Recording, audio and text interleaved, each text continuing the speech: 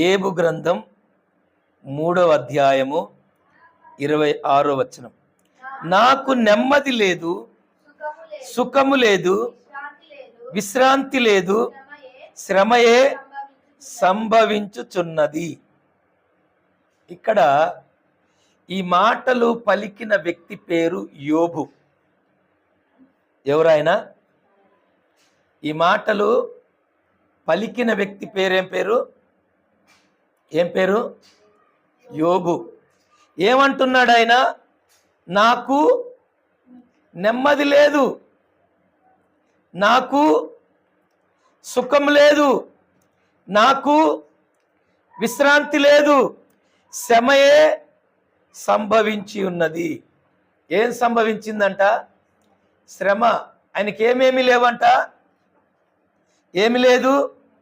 నెమ్మది లేదు, సుఖం లేదు, విశ్రాంతి లేదు. ఏమైపోయినాయి ఇవన్నీ? ఇవన్నీ ఏమైపోయినాయి? దొంగలు చెత్తకెళ్ళిపోయారా? అమ్మా, ఎవరు తీసుకెళ్లారు ఇవి? ఆయనకుండవలసిన నెమ్మది, ఆయనకుండవలసిన సుఖము, ఆయనకుండవలసిన విశ్రాంతి ఎవరు తీసుకెళ్లారు? మీరు బాగా ఆలోచన చేస్తే ఏబు గురించి దేవుడిచ్చినటువంటి సాక్ష్యం ఏంటంటే, చూడండి, ఏబు గ్రంథం మరి 1వ అధ్యాయంలో దేవుడిస్తున్నటువంటి సాక్ష్యం చూడండి. ఊజు దేశమందు యోబను ఒక మనుషుడుండెను. అతడు యథార్థవర్తనుడు, న్యాయవర్తనుడై దేవుని యందు భయభక్తులు కలిగి చెడుతనమును విసర్జించిన వాడు. చూసారా ఎవరంట ఆయన? ఈ సాక్ష్యము దేవుడిస్తున్నాడు. ఆ ఊర్లో ప్రజలు, ఆ గ్రామస్తులు, అక్కడున్న వారందరి దృష్టిలో, దేవుని దృష్టిలో ఈయన ఎలా ఉన్నాడు? యథార్థవర్తనుడును, న్యాయవర్తనుడునై దేవుని యందు భయభక్తులు కలిగి చెడుతనమును విసర్జించిన వాడు. హల్లెలూయా. ఈయన యథార్థత కలిగి, న్యాయము కలిగి, మరి దేవుని యందు భయభక్తులు కలిగినటువంటి యోబు, మరి చెడుతనమును విసర్జించినటువంటి యోబు ఏమంటున్నాడు? నాకు నెమ్మది లేదు, నాకు సుఖం లేదు, నాకు విశ్రాంతి లేదు, శ్రమయే సంభవించింది, నాకు కష్టాలే వస్తున్నాయి. మరి ఒక యథార్థవంతుడికి, ఒక నీతి, నిజాయితీ, న్యాయము కలిగినటువంటి ఒక వ్యక్తికి, దేవుని యందు భయభక్తులు కలిగి చెడుతనమును విసర్జించిన ఈ వ్యక్తికి నెమ్మది లేకపోవటం ఏంటి? సుఖం లేకపోవటం ఏంటి? విశ్రాంతి లేకపోవటం ఏంటి? ఎందుకు ఇతనికి శ్రమలు సంభవించినాయి? అమ్మా, ఇతనికి శ్రమలు ఎందుకు వచ్చినాయి?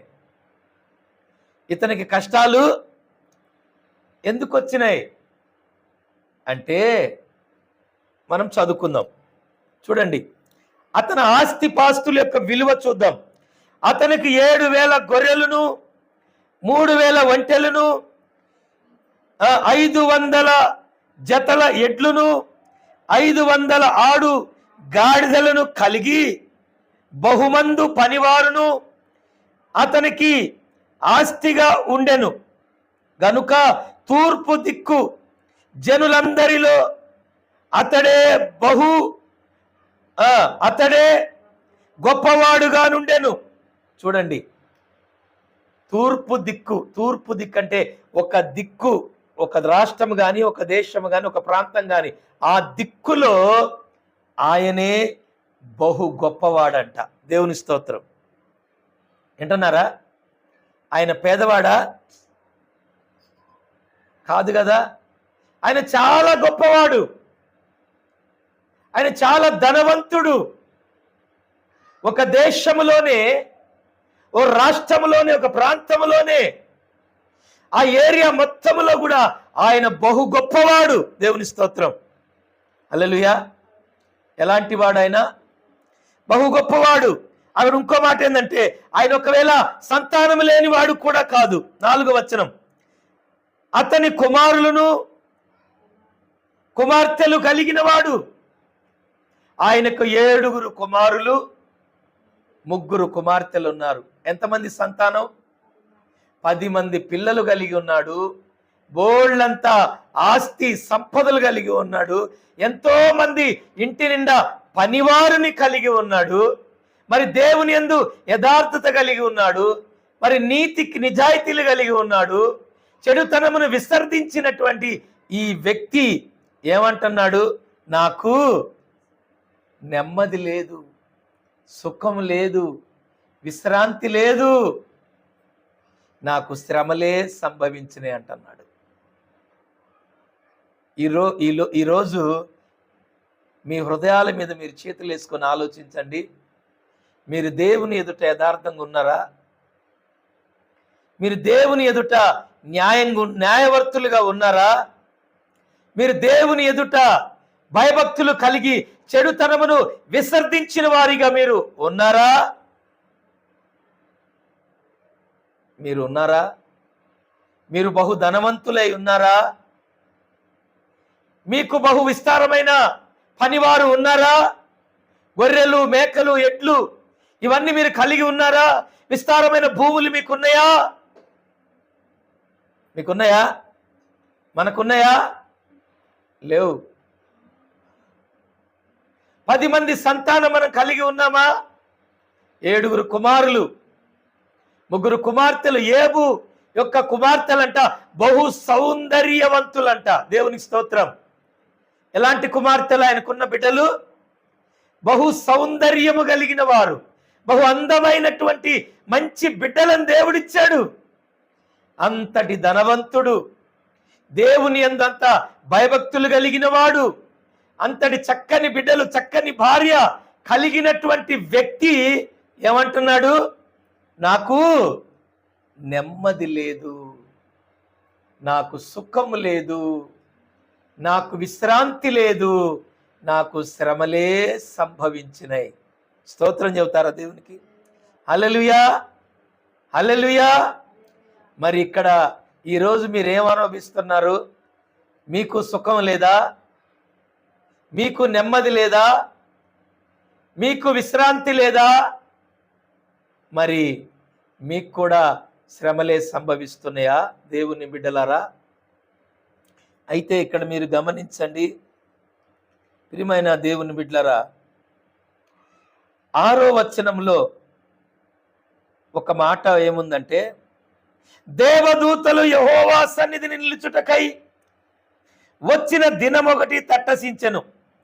ఆ దినమున అపవాది యొక్కడు వారితో కలిసి వచ్చెను. ఎక్కడికి వచ్చాడంటే అపవాది? చూడండి, దేవదూతలు, మరలా చదువుతాను వినండి. దేవదూతలు యెహోవా సన్నిధిని నివసించుటకై వచ్చిన ఒక దినము ఒకటి తట్టసించెను. ఆ దినమున అపవాది అగువాడు వారితో కలిసి వచ్చెను. ఎక్కడికి వచ్చాడు అపవాది? అమ్మా, ఎక్కడికి వచ్చాడు? దేవుని సన్నిధికి అపవాది కూడా వచ్చాడు. ఎవరితో కూడా వచ్చాడు?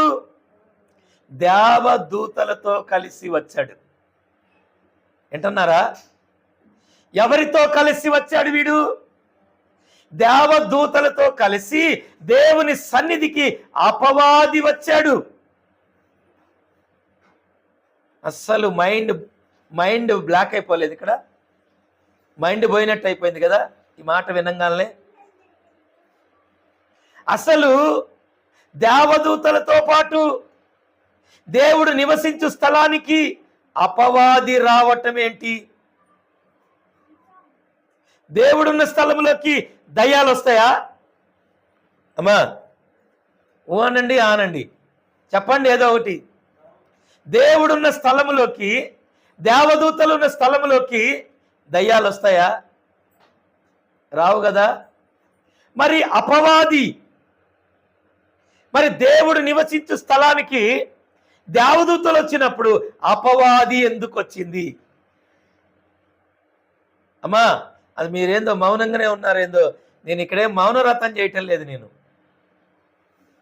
అసలు ఎందుకు వచ్చింది? నాతో మాట్లాడండి, నాతో మాట్లాడండి. అసలు దేవుడున్న స్థలములోకి అపవాది వస్తుందా? రాదు. మరి దయ్యాలున్న స్థలానికి దేవుడు వెళ్తాడా? వెళ్ళడు. ఆయనకేం అవసరం? ఇప్పుడు దొంగలతో కూడా మన పిల్లల్ని మనం సహవాసం చేయమని చెబుతామా?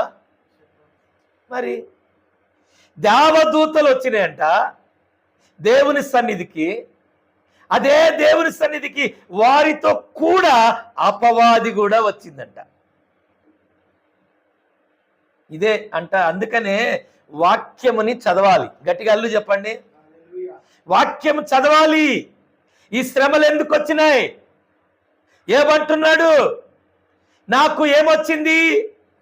నాకేమి లేదు, నాకు నెమ్మది లేదు, నాకు నెమ్మది లేదు, నాకు సంతోషం లేదు, నాకు ఆనందం లేదు, నాకు విశ్రాంతి లేదు, నాకు శ్రమలే సంభవించినాయి అంటే ఏడ మీరు గమనించండి. ఆ వాక్యం చూడండి, 7వ వచనం, యోబు గ్రంథం 1వ అధ్యాయం 7వ వచనం. యెహోవా నీవు ఎక్కడి నుండి వచ్చితవని వానిని అడుగగా అపవాది భూమి మీద అటు ఇటు తిరుగులాడుచు అందులో సంచరించుచు వచ్చితినని యెహోవాకు ప్రత్యుత్తరం ఇచ్చెను. ఎవరిని అడుగుతున్నాడు దేవుడు? మొదటిగా మరి అక్కడ దేవదూతలు కూడా ఉన్నాయి కదా, మరి దేవదూతలను కూడా అడగొచ్చుగా. ఏమండి అమ్మా, దేవదూతలను కూడా అడగచ్చు కదా ముందుగా. చూడు, పరిశుద్ధులు దేవదూతలు ఎవరు? పరిశుద్ధులు. మరి అపవాది వాడు అపవిత్రుడు. అపవాది అపవిత్రుడు. మరి పరిశుద్ధుల్ని క్వశ్చన్ వేయాలా?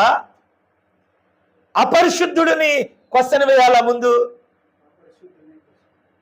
దేవుడు పరిశుద్ధుల్ని అడగట్లేదు.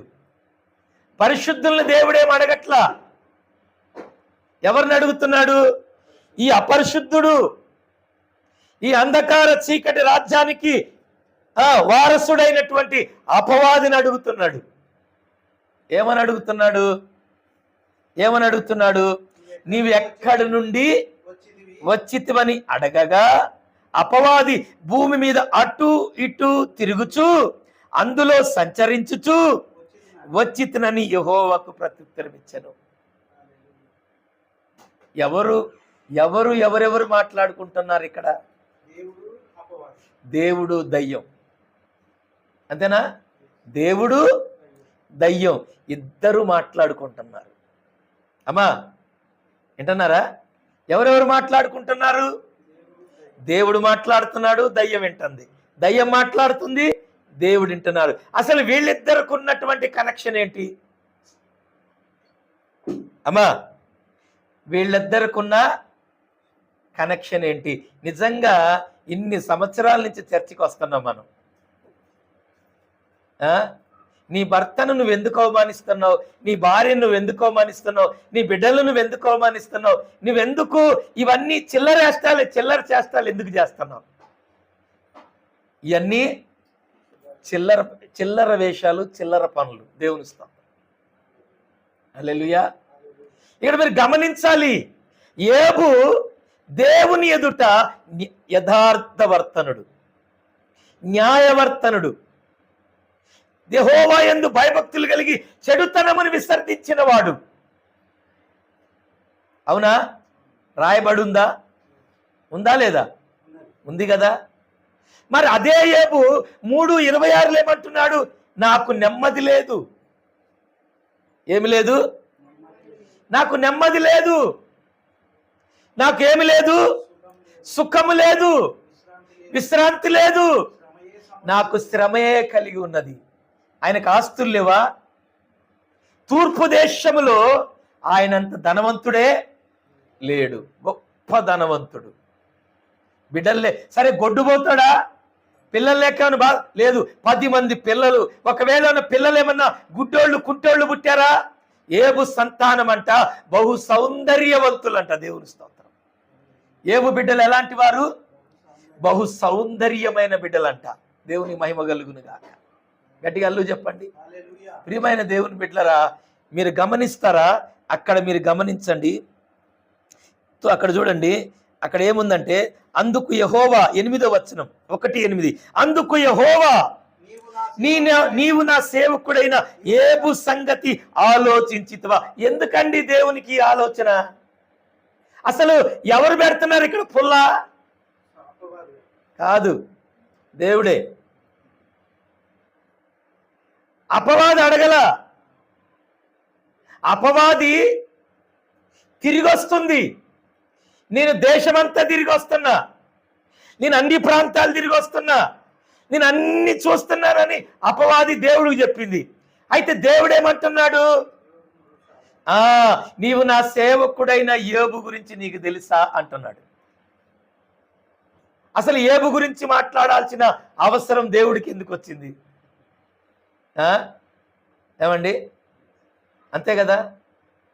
యోబు యథార్థంగా నీతి నిజాయితీ కలిగి, ఏమండి, చెడుతనాన్ని విసర్జించి తన పిల్లల కోసం కూడా ఎంతో భయభక్తులు కలిగి ప్రార్థన చేస్తూ బలులు అర్పిస్తూ, నా బిడ్డలు ఎక్కడైనా పాపం చేశారేమోనని నిత్యమును ఉదయకాలమును లేచి ఎంతో యథార్థంగా పరిశుద్ధంగా దేవుని పట్ల నమ్మకమైనటువంటి వ్యక్తి యోబు. అమ్మా, నాకెళ్ళి చూడండి, తలపైకి ఎత్తండి. హల్లెలూయా. అవునా కాదా? అలాంటి వ్యక్తి గురించి అపవాది ఏం అడగల. అడిగిందా? ఫలానా ఊరిలో ఫలానా వ్యక్తి ఉన్నాడు యోబు అని చెప్పిందా దేవునికి? ఏమన్నా చెప్పలా. దేవుడే చెప్తున్నాడు. ఇప్పుడు మన ఇంట్లో ఎగ్జాంపుల్, నా కొడుకే ఒక గొప్ప చదువు చదివాడు అనుకోండి, ఓ డాక్టరో ఇంజనీరో లాయరు ఏదన్నా గొప్పవాడయ్యాడు అనుకోండి, నేను అందరికీ చెప్పుకుంటా. అవునా కదా? ఎస్, చెప్పుకుంటాను లేదా? ఒకవేళ నాకు అందమైన భార్య దొరికింది అనుకోండి, ఆమె చాలా అన్ని పనుల్లో నైపుణ్యత కలిగింది అనుకోండి, నేనేం చేస్తాను? అందరికీ చెప్పుకుంటా. నా భార్య సౌందర్యవతి. నా భార్య వంట చేస్తే ఎలా ఉంటుందో తెలుసా? మంట పెట్టినట్టు ఉంటుందని చెబుతానా? గట్టిగా అల్లు చెప్పండి. నా భార్య వంట చేస్తే 3 ఊర్లకు రావాలి వాసన. తినకుండానే ఆ వాసనతోనే కడుపు నిండిపోద్ది. సులభమైన పద్ధతిలో నా భార్య వంట ఎప్పుడూ చేయదు. చెప్పండి. సులభమైన పద్ధతిలో నూనెసి అయ్యి వేసి గిరగిరి తిప్పాడు పెట్టదు. ప్రయాసతో ప్రేమతో చేసి పెడుతుంది అన్నప్పుడు నేను చెప్పుకుంటానా లేదా? దయచేసి వినండి, దయచేసి నా మాట వినండి. ఇది మన కుటుంబానికి సంబంధించిన విషయాలే అనుకోండి. దేవుని స్తోత్రం. ఇది దేవునికి సంబంధించిన విషయాలే. కుటుంబము దేవుడు 2 ఒక్కటే. దేవుని స్తోత్రం. కుటుంబం అనే వ్యవస్థని స్థాపించింది దేవుడే. భార్యని భర్తని స్థాపించింది దేవుడే. కలిపింది దేవుడే. బిడ్డల్నిచ్చింది దేవుడే. ఐశ్వర్యం అంతస్తులు సమస్తాన్ని ఇచ్చింది కూడా కలుగజేసిన వాడు ఆయనే. ఆయన లేకుండా ఏది కలుగలేదు. సమస్తం ఆయన మూలంగా కలిగిన ఆయన అపవాదికి తన కుమారుడైన యోబు గురించి గొప్పగా చెప్పుకుంటున్నాడు. దేవుని స్తోత్రం. మనం ఆయన పుల్ల పెడతలే. దేవుని స్తోత్రం. హల్లెలూయా. తన కొడుకు గురించి చెప్పుకుంటున్నాడు. నా కొడుకు గొప్పవాడు. Praise the Lord. నా కొడుకు నీతిమంతుడు. నా కొడుకు యథార్థత కలిగిన వాడు, అబద్ధమానుడు. నా కొడుకు మోసం చెయ్యడు. నా కొడుకు ఎలాంటి వాడంటే ఇక్కడ భూమి మీద ఉన్న వారందరిలో కూడా నా కొడుకు నీతిమంతుడు.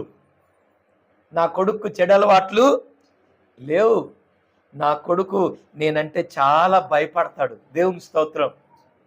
తన పరిశుద్ధతను కాపాడుకుంటాడని తన కొడుకు గురించి గొప్పగా చెప్పుకుంటున్నాడు దేవుడు. నీ భర్త గురించి నువ్వు గొప్పగా చెప్పుకోవాలి.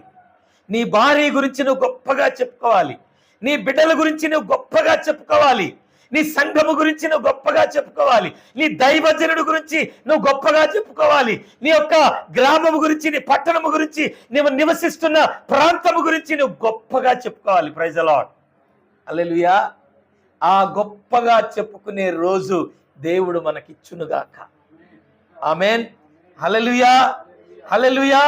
ప్రియమైన దేవుని బిడ్డలారా, ఇలా గొప్పగా మనం చెప్పుకోవాలంటే లేఖనాలు ఏం చెప్తుందంటే దేవుని మాటకు మనం విధేయులమై ఉండాలి.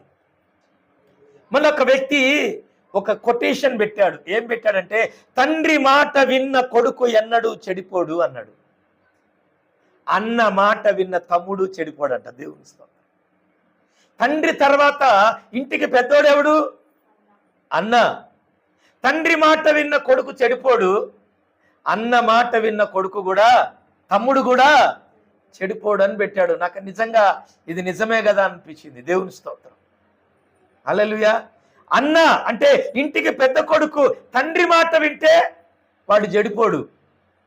అదే ఇంటికి పెద్ద కొడుకు ఇంటికి తండ్రి లాంటి వాడు, ఒక తండ్రిలా వ్యవహరించినప్పుడు తన తమ్ముళ్ళు తన మాట విన్నప్పుడు వాళ్ళు కూడా చెడిపోరు. దేవుని స్తోత్రం. ఈడ మీరు గమనిస్తే దేవుని మాట విన్నవాడెవడు చెడిపోడు. దేవుని మాట విన్నవాడికి ఎవరు కూడా చెడిపోయిన వారు ఎవరు ఉండరు.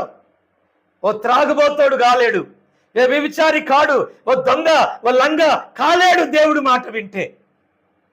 దేవుని మాట వినని వారు దొంగలైతారు, లంగలైతారు, వ్యభిచారులైతారు, అబద్ధికులైతారు, మోసగాళ్ళైతారు, హంతకులైతారు, తల్లిదండ్రులను బాధ పెట్టేవారైతారు, పిల్లలను బాధ పెట్టేవాళ్ళు అవుతారు, భర్తలను బాధ పెట్టేవాళ్ళు అవుతారు, కుటుంబాన్ని వారి చేతులారా సర్వనాశనము చేసుకునేవారు కూడా అవతారు. దేవుని స్తోత్రం. ఎందుకైతారు? వీళ్ళు పెద్దలకు లోబడరు, భయపడరు, దేవునికి లోబడరు, భయపడరు, ఎవరిని గౌరవించరు, ఎవరికి విలువ ఇవ్వరు. వీళ్ళకున్న పేరేందంటే నాశన పుత్రులు, నాశన పుత్రికలు. ఒకే ఒక్క వ్యక్తికి దేవుడు పెట్టాడు ఈ పేరు, నాశన పుత్రుడు. ఎవరంటే ఇష్కరియోతు యూదా. ఎవరు? నాశన పుత్రుడైన ఇష్కరియోతు యూదా తప్ప ఎవ్వడు నశింపడు అని పెట్టాడు. దేవుని స్తోత్రం. హల్లెలూయా. ప్రియమైన దేవుని బిడ్డలారా, మీరు గమనించండి, దేవుడు తన బిడ్డ గురించి దయ్యంతో చెప్పుకుంటున్నాడు గొప్పగా.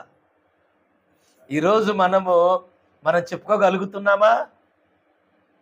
మనం చెప్పలేకపోతున్నాం. ఎందుకు చెప్పలేకపోతున్నామంటే మన బిడ్డలు మన మాట వినట్లా. దేవుని స్తోత్రం. ఎందుకు చెప్పుకోలేకపోతున్నా? నా భర్త నా మాట వినట్లా. ఎందుకు చెప్పుకోలేకపోతున్నా? నా భార్య నా మాట వినట్లా. అందుకే సమాజానికి వాళ్ళ గురించి మనము చెప్పుకునే పరిస్థితులు లేవు. చెప్పండి. చెప్పుకునే పరిస్థితి లేదు. ఎవరు తీసుకున్న గోతిలో వాళ్లే పడుతున్నారు, ఎవరు తవ్వుకున్న గుంతలో వాళ్లే పడుతున్నారు. దేవుడు జతపరిచిన తరువాత ఇలాంటి భార్య నాకెలా దొరికిందని ఎలా అనగలవు? దేవుడు జతపరిచిన తర్వాత ఇలాంటి భర్త నాకు ఎలా దొరికాడు నువ్వు ఎలా అనగలవు? దేవుడు బిడ్డలిచ్చిన తర్వాత ఇలాంటి దరిద్రులు పాపిష్టులు పుట్టారని ఎలా అనగలవు? దీనంతటికీ కారణం ఎవరో తెలుసా? అపవాది. దేవుని స్తోత్రం. దీనంతటికి కారణం అపవాది. కుటుంబాలు ఆగమైపోవడానికి చూడండి, ఇక్కడ మీరు గమనించండి, 9వ వచనం. అని అడుగగా అపవాది యోబు ఊరకనే దేవుని యందు భయభక్తులు కలిగిన వాడాయన, నీవు అతనికి అతని ఇంటి వారందరికీ అతని కలిగిన సమస్తమునకు చుట్టూ కంచె వేసితివి కదా, నీవు అతని చేతి పనిని దీవించితివి కదా, చేత పని ఆస్తి దేశములలో బహుగా విస్తరించను కదా. దేవుని అయినను నీవు ఇప్పుడు నీ చెయ్యి చాపి అతనికి కలిగిన సమస్తమును మొత్తిన ఎడల అతడు నీ ముఖము ఎలా చూచునో దూషించి నిన్ను విడిచిపోవును అని యెహోవాతో అనగా, యెహోవా ఇది చాలండి, తర్వాత చదువుకుందాం. చూసారా అమ్మా, వింటున్నారా? మీకు అర్థమవుతుందా? ఇప్పుడు తన కుమారుడు గురించి తను గొప్పగా చెప్పుకుంటే ఆ దయ్యం అంటుంది, ఓ దేవుడా, నీ కొడుకు ఇంటి చుట్టూ నువ్వు కంచె వేసావు, ఆయన భార్య చుట్టూ కంచె వేసావు, ఆయన బిడ్డల చుట్టూ నువ్వు కంచె వేసావు, ఆయన ఈ దేశంలో ఇంత గొప్ప ఐశ్వర్యవంతుడు, ఇన్ని గొర్రెలు, ఇన్ని మేకలు, ఇంత ఆస్తి, ఇంత మందితో, ఇంత సిరి సంపదలతో ఎలా ఉన్నాడో తెలుసా? ఆయన హస్తము నువ్వు ఆశీర్వదించావు. అమ్మా వినండి, ఆయన హస్తము నువ్వు ఆశీర్వదించబట్టే నీ కొడుకంత గొప్పోడుగా ఉన్నాడయ్యా. నువ్వేందో గొప్పలు చెప్తున్నావు, తనంతట తానే ఉన్నాడన్నట్టుగా. అతనికి అన్నీ ఇచ్చింది నువ్వే. కనీసం ఈగ కూడా వాళ్ళని ఇట్లేదు, కంచె వేసి దోమ కూడా ఇట్లేదు, ఇదంతా కూడా నువ్వు చేసిందే అని ఎవరంటున్నారు? అపవాది అంటున్నాడు. అయితే ఇప్పుడు నువ్వు చెయ్యి చాపి నీ కొడుకు చుట్టూ వేసిన కంచె తీసేయి. ఆ కంచె తీసేస్తే నీ కొడుకు నీ ముఖం కూడా చూడ్డు. ఏమంటున్నాడు? నిన్ను తిడతాడు, నిన్ను దూషిస్తాడు, నీ నుంచి విడిపోతాడు, నిన్ను ఎగతాళి చేస్తాడు, నిన్ను హేళన చేస్తాడు, నిన్ను ఎక్కడ పడితే అక్కడ అందరిది ఇంటింటికి తిరిగి అవమానిస్తాడు. ఏం దేవుణ్ణి నమ్ముకున్నానని, ఇలాంటి దేవుణ్ణి నేను నమ్ముకున్నానని, ఏం దేవుడు ఈ దేవుడని నీ కొడుకే నిన్ను తిడతాడయ్యా, నీ కొడుకే నిన్ను దూషిస్తాడయ్యా, నీ కొడుకు నిన్ను అవమానిస్తాడయ్యా, తృణీకరిస్తాడయ్యా అని చెప్పి తన కొడుకు గురించి అపవాది దేవునికి ఫిర్యాదు చేస్తుంది. హల్లెలూయా, హల్లెలూయా చెప్పండి. ఎందుకు ఇదంతా ఎక్కడిస్తాడండి? తన కొడుకు గురించి తను గొప్పగా చెప్పుకోవటం వలన అపవాదికి నచ్చలా. ఇప్పుడు నా కూతురు ఉంది, నా కూతురు బాగా చదువుతుంది, గొప్పగా చదువుతుందని ఎవరికైనా చెప్పాను అనుకోండి, వాళ్ళు ఏమంటారు? అరే బాబు, ఆమె అరికాలుకు తొడుక్కునే చెప్పు దగ్గర నుంచి నెత్తికి రాసుకునే నూనె వరకు నీ పెట్టుబడేగా, నువ్వు పెట్టపోతే ఆమె ఎక్కడ చదివేది, ఆమె ఎక్కడ గొప్పగా ఉండేది అని వెలుపటున్నవారు అంటున్నారు అపవాది బిడ్డలు. దేవుని స్తోత్రం, హల్లెలూయా. ఇక్కడ అపవాది అదే అంటుంది.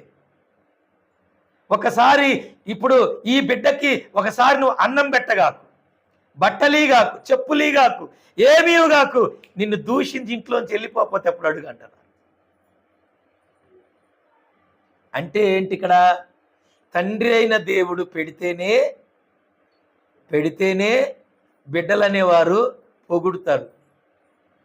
తండ్రి పెడితేనే, తండ్రి అన్ని సమకూర్చి ఆస్తులు, అంతస్తులు, ఇల్లు, వాకిళ్ళు అన్నీ ఇస్తేనే ఆ తండ్రిని పొగుడుతారనమాట ఈ లోకస్తులు. హల్లెలూయా. అన్ని సంపాదించి ఇయ్యాలా, కట్టలు కూడబెట్టి ఇస్తే భార్య పొగుడుతుంది భర్తని. అన్ని ఇంటికి వచ్చే వేళకి ఆమె ఆరోగ్యం బాగున్నా బాగలేకపోయినా అన్ని వార్చి తీర్చి సమకూర్చి గిన్నెలు అలా పెడితే భర్త పొగుడుతాడు. అంటే ఏంటి? ఇది ఆత్మీయమైన ప్రేమలా లేవు. ఈ ప్రేమలన్నీ శరీర సంబంధమైన ప్రేమలు. దేవుని స్తోత్రం, హల్లెలూయా. నువ్వు బాగున్నా బాగలేకపోయినా నా పర్లేదు, నాకు మాత్రం నా సుఖమే ముఖ్యం అంటాడు భర్త. ఏమంటాడు? నువ్వు ఎలా ఉన్నా పర్లేదు, ముందు నన్ను సుఖపరచు, నాకు వండి పెట్టు, నాకు అన్నీ వార్చేయి అంటాడు. భార్య అంటది, నువ్వు ఏడన్నా సావు, నువ్వు ఏడన్నా తగలబడు, నాకు మాత్రం తెచ్చిపెట్టు, నాకు మాత్రం తెచ్చిపెట్టు అంటది భార్య. బిడ్డలు ఏమంటారు? నువ్వు ఏడన్నా సావు డాడీ, నువ్వు ఎక్కడన్నా తగలబడు డాడీ, ఏ కష్టాలు పడు, మాకు మాత్రం అన్ని సమకూర్చి పెట్టు. హల్లెలూయా. మాకు మాత్రం అన్నీ సమకూర్చి పెడితే మేము గాలికి తిరిగేసి వస్తాం అపవాదిలాగా. అపవాది ఏంటంట? అది గాలికే తిరుగుతూ ఉంది.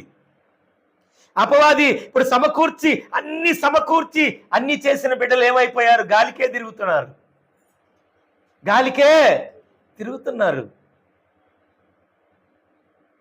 365 రోజులకి కావలసిన సరుకులన్నీ భర్త తెచ్చి ఇంట్లో వేసాడు అనుకోండి, ఆ భార్య సరిగా వంట కూడా చేయదు. ఒకటి ఉండి ఒకటి లేకుండా ఉన్న ఇళ్లల్లో చూడండి, కరెక్ట్గా వంట ఉంటుంది. దేవుని స్తోత్రం. ఎందుకు? అన్నీ ఉంటే ఆడేముండదు, అన్నీ ఉన్నాయి అనుకోండి, ఆడ ఏముండదు, సమాధానం ఉండదు, నెమ్మది ఉండదు. దేవుడు ఏబుకు అన్నీ ఇచ్చాడు, అందుకని అంటున్నాడు, నాకు నెమ్మది లేదు, నాకు సుఖం లేదు, నాకు విశ్రాంతి లేదు, నాకు శ్రమలే సంభవించినాయి. దేనివల్ల వచ్చినాయి ఇవన్నీ? ఇప్పుడు అవన్నీ లాగేసుకున్నాక వచ్చింది ఈ బాధలు. ఉన్నాయన్నీ మొత్తము అపవాదిగాడు లాగేసుకున్నాడు. మీరు చదవండి ఆ మాటలు. 12వ వచనం. యెహోవా ఇదిగో అతనికి కలిగిన సమస్తమును నీ వశమునున్నది, అతనికి మాత్రము ఏ హాని చేయకూడదు. అపవాదికి సెలవీయగా వాడు యెహోవా సన్నిధి నుండి బయలు వెళ్ళెను. చూసావా? అపవాదికి యోబును అప్పగించేశాడు. అప్పగించిన తర్వాత ఇక అపవాది దేవుని సన్నిధి నుండి వెళ్ళిపోయింది. అసలు మీరు గమనించారా? అతను యథార్థత, అతని నీతి, అతను చెడుతనాన్ని విసర్జించి దేవుని భయభక్తులు కలిగి తన కుటుంబాన్ని దేవునిలో కట్టుకోవడమే అపవాదికి కడుపు మంట. హల్లెలూయా. అపవాదికి కడుపు మంట. అలా కట్టుకున్నందుకు దేవుడికి ఆనందం. దేవుడేమో గొప్పగా చెప్పుకుంటున్నాడు, నా పిల్లలు ఎంత సంతోషంగా ఉన్నారని. అపవాదికేమో కడుపు మండుతుంది. బయటికి వెళ్ళి మనం చెప్పామనుకోండి, ఏదైనా మంచి వార్తలు చెప్పామనుకో, జనాలకి కడుపు మండిపోద్ది. హల్లెలూయా. జనాలకి ఏం మండుతుంది? కడుపు మండిద్ది. బంధువులకు మండింది, బయట వాళ్ళకి మండింది. అంటే ఏంటి? నువ్వు బాగుండటం వాళ్ళకి ఇష్టం ఉండదు. చూసారా? ఇదే మన కుటుంబాలు బాగుంటే దేవుడు ఆనందిస్తాడు, చెడిపోతే అపవాదిగాడు ఆనందిస్తాడు. దేవుణ్ణి అపవాది ప్రేరేపిస్తుంది. ఏమంటుంది? ఒక్కసారి లాగి చూడు, కంచె తీసి చూడు, నీ ముఖాన్ని నిన్ను తిడతాడు. ఇవాళ నిజం చెప్పాలంటే మనకు శరీర సంబంధమైన మన బిడ్డలు మనల్ని తిట్టట్లే. నీ ఎందుకు పుట్టాను నీ కడుపున అంటున్నారు. నీలాంటి నిష్ఠ దరిద్రుడికి పుట్టాం, మేము నిష్ఠ దరిద్రాలకు పుట్టాం, మీ వల్ల మాకేంటి ఉపయోగం అనేటువంటి పిల్లలు ఉన్నారు. భార్య అనట్లేదా, నిన్ను చేసుకొని నేను ఏనాడన్నా ఒక ఉంగరం కొనుక్కున్నానా, ఏనాడన్నా ఒక బ్రాస్లెట్ కొన్నానా, ఏనాడన్నా నా నడుముకి వడ్డానం చేయించావా అని భార్యలు అనట్లే. ఏనాడన్నా ఓ 1,00,000 రూపాయలు పెట్టి ఓ పట్టు చీర తెచ్చావా? చూడండి వాళ్ళు ఎలా ఉన్నారా అంటున్నారు. ఏదో సినిమాలో శుభలగ్నం సినిమా అనుకుంటా, ఆమె మొగుణ్ణి అమ్మేసుకుంది.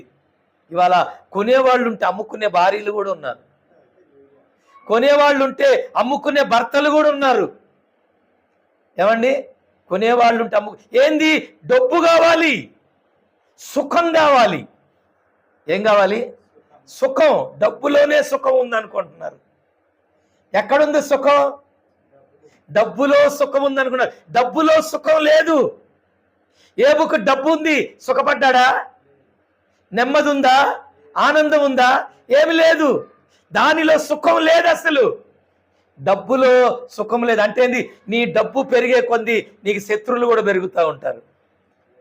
నీ ఆస్తి విస్తరించబడే కొద్ది నీ శత్రువులు కూడా పెరుగుతుంటారు. నిన్నెక్కడ నాశనం చేద్దామా, ఎక్కడ తొక్కుదామా, ఎక్కడ ఏం చేద్దామా, నీ ఆస్తి ఎలా కొల్లగొడదామా, నిన్నెలా పతనం చేద్దామా అని.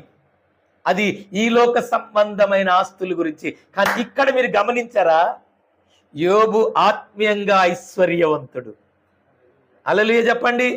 యోబులో ఆత్మీయమైన ఐశ్వర్యం కూడా ఉంది. అందుకనే ఆయన యథార్థవర్తనుడు, ఆయన నీతిమంతుడు, ఆయన ఎట్లా చెడుతనమును విసర్జించి దేవునికి భయపడిన వాడు. అది అపవాదిగాడు కడుపు మంట.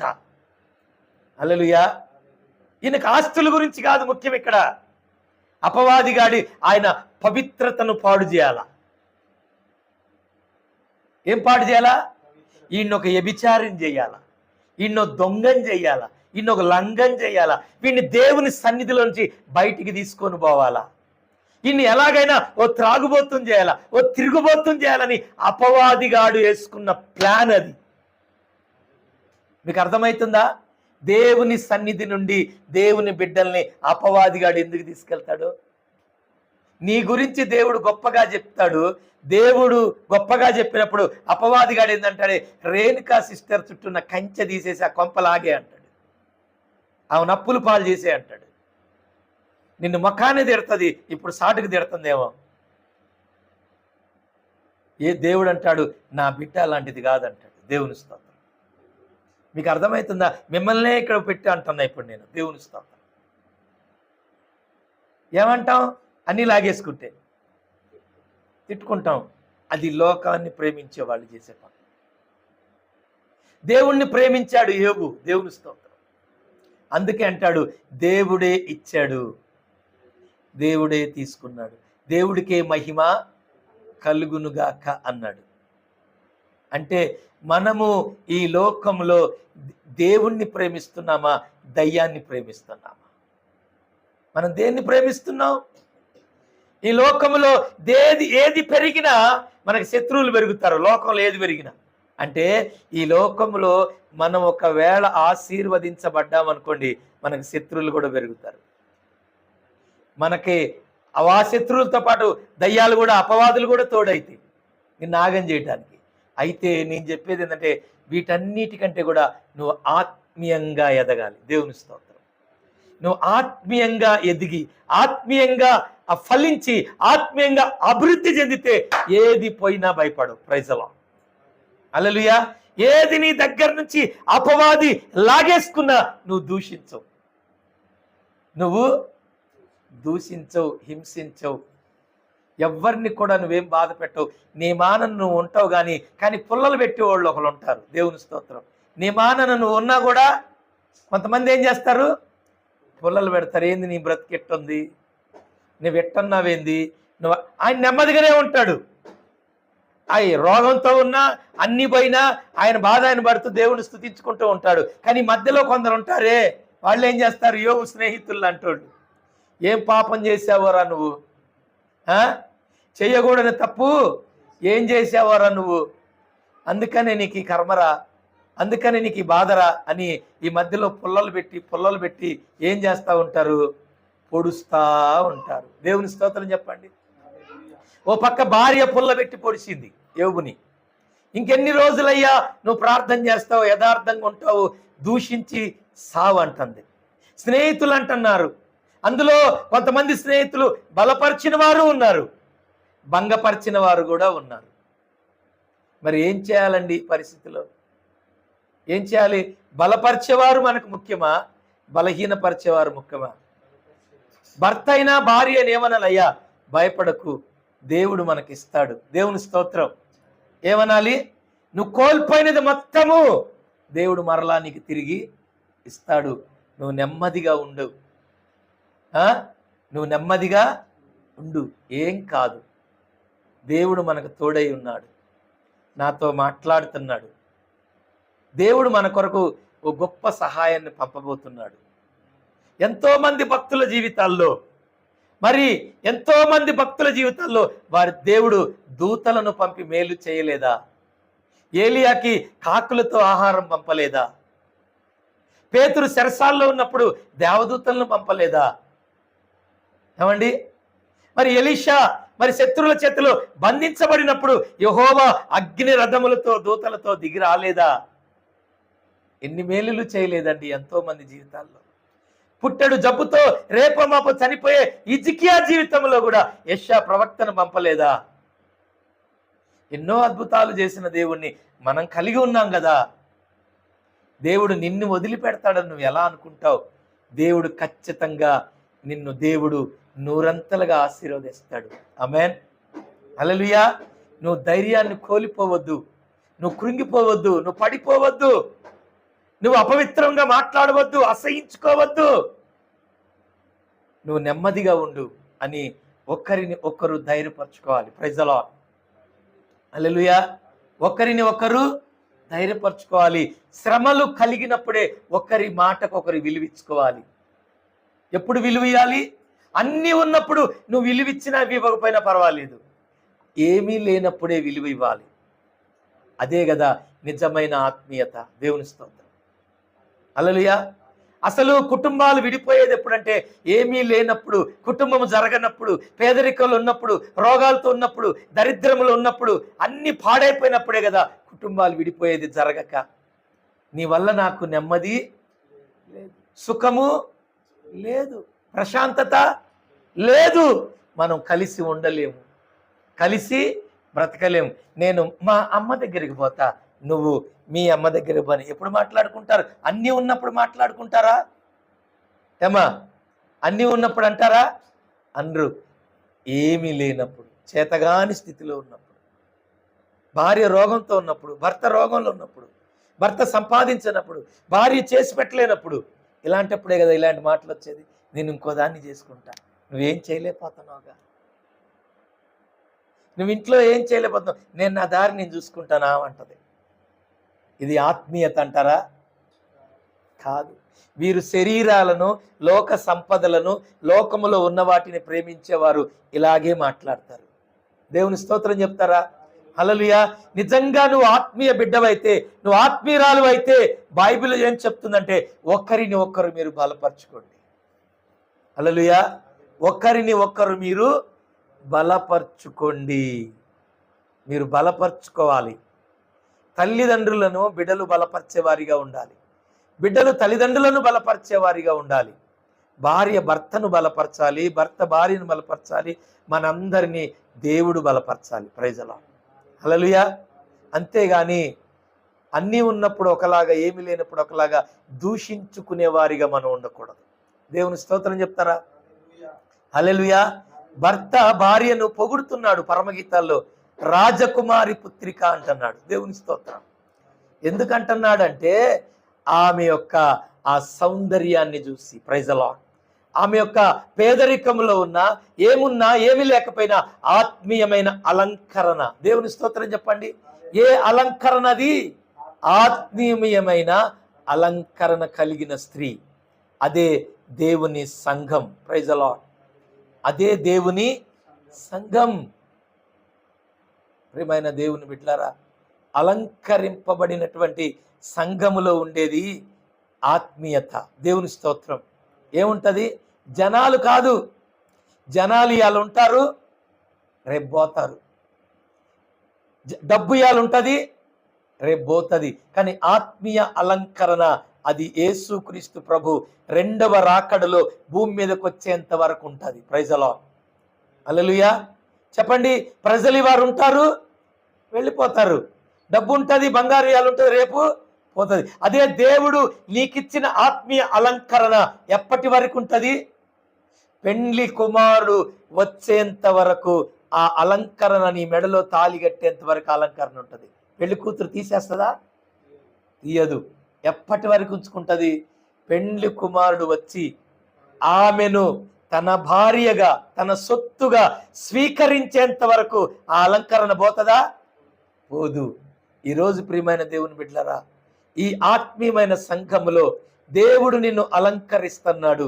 ఈ అలంకరణ యేసుక్రీస్తు ప్రభు రెండవ రాకడలో వచ్చేంత వరకు ఈ అలంకరణ మనకుండునుగాక. ఆమేన్. దేవుడి మాటలు దీవించునుగాక. ఆమేన్.